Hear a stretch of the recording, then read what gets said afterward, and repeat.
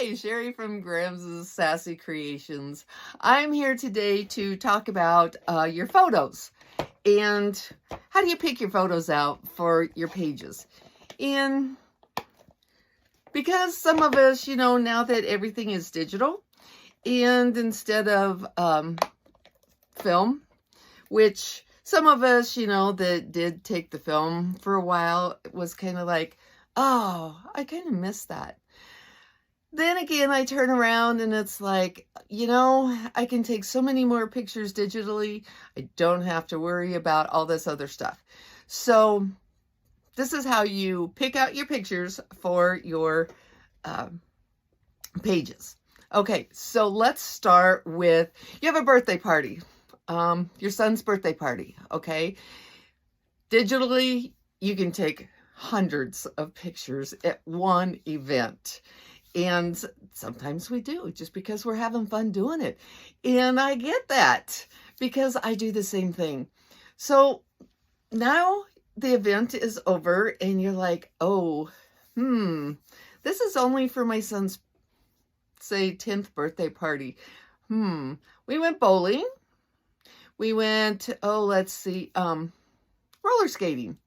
So you might think, okay, so 2 spreads, right? And you're looking at your photos and you're going, oh, okay, I took like 50 to 75 photos here of this event. And it's like, okay, let's narrow that down, shall we? So let's go first with, we'll do the bowling first, okay? Because you did that earlier in the day. So let's do the bowling. So here we are looking at them on your laptop, your camera, whatever. And say, let's see, we did what, 50 to 75? Let's say 40 of them are of the bowling, okay? And for one spread, 12 by 12 spread, you might want to do anywhere from 5 to 8 pictures, depending on whatever else that you want to put on your page. And so you got to delete a lot, or you have to just make some hard decisions sometimes. So let's go to that. So first, what you need to do is go through all of the bowling ones. We're just going to use that as an example. You go through all the bowling ones, and first you go through and you go, oh, this is blurry, this is blurry, this is blurry, this is blurry. Those, just delete them because you don't need them at all. Because you're not going to put them in there. Okay, so you go along and you delete all these and you're down to a whole bunch more. And it's like, a whole bunch less. And then you go, oh, okay, well, that was pretty easy. Okay, now we're going to start getting a little bit tougher. So now you go through and you pick out the ones, say you have 3 of the same thing. Okay, look at those and you go, oh, okay, well, 3 of this, 3 of the same thing. Let's see, we're bowling. So you look at them and you go, okay, so do I see a face in there? Do I see my kid's face in there? No? Okay, what do I see in there? Do I see him? Is he actually the one doing the bowling? And you look at it and you say, oh, you got 3 of them of, say, a different kid, and it's not even your kid. Yeah, you might want to, toss those aside just because they're not your kid, okay? So you just got rid of 3 more. So you get 3 more that are the exact same, but they are of your kid.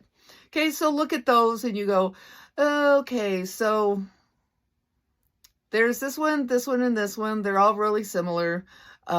Is this one blurrier than this one? If so, get rid of it. Now you have 2 of them and you're like, I don't know which one to pick. Okay, let's set those aside. So you got rid of another one, but you have 2 of them there. So of the same thing. So we'll come back to those. Okay, so then you go through and you look at all of your other pictures the same way. Okay, so now you are down to, let's see, we had what, 40? So once you've done that, you have, say you're down to 16, okay? And you're like, oh, Okay, I'm down to 16. Woohoo! Doing good out of these 40. I only have 16 of them here. Well, they're all duplicates. I mean, you're down to they're all duplicates. Okay. So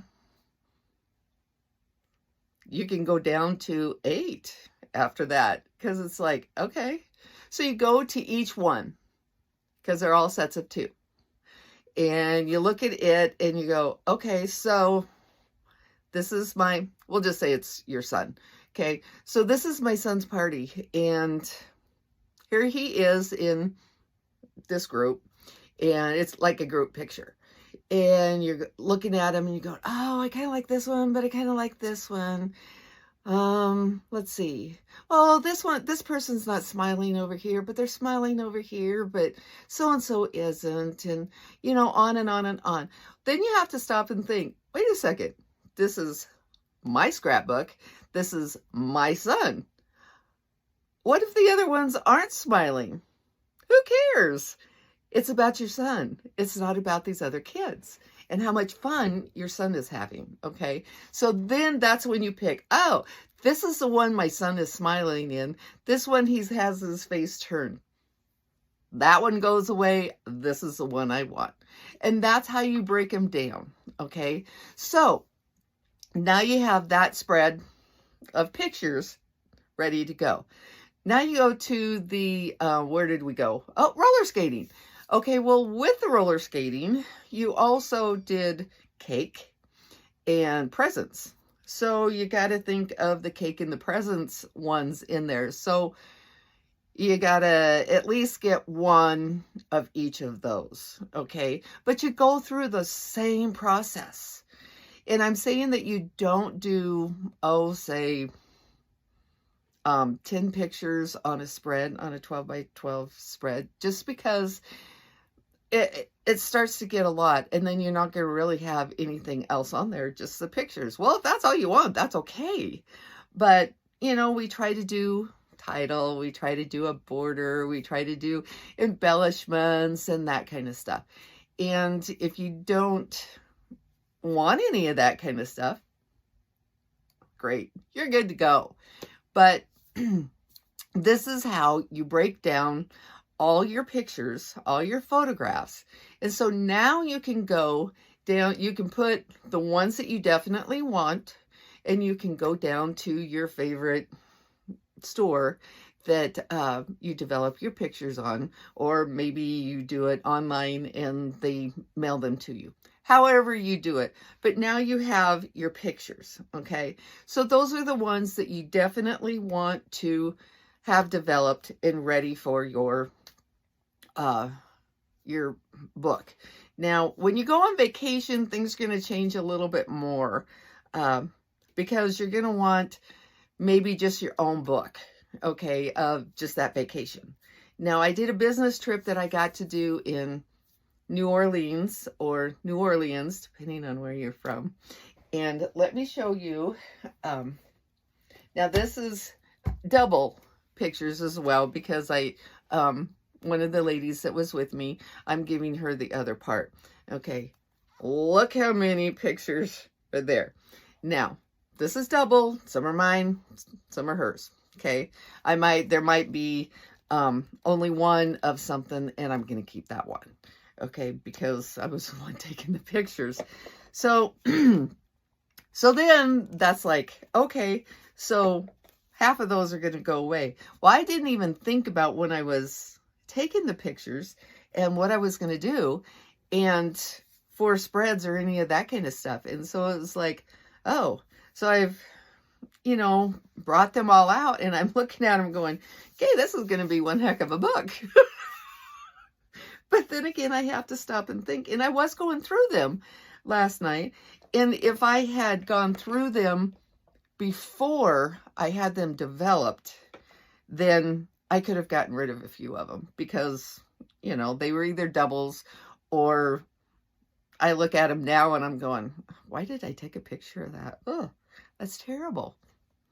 So that's what's really great about digital these days.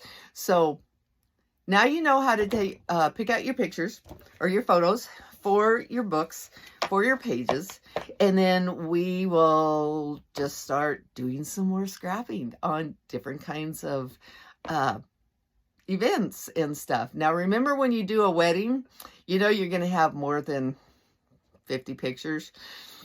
You're going to have like, oh, I don't know, 400 to go through. So then you have to decide, okay, how many pages am I going to do for this wedding? Or am I going to just do a whole book? But this way it helps you to go through all of those pictures. So you don't have to just have them all developed and then go through them and go, oh, this was blurry. Why did I get this one? This one is a duplicate of this one. Why did I do that? Now you can with digital. So this is how you do it. Thanks for watching. Subscribe to my page. Talk to you later. Bye.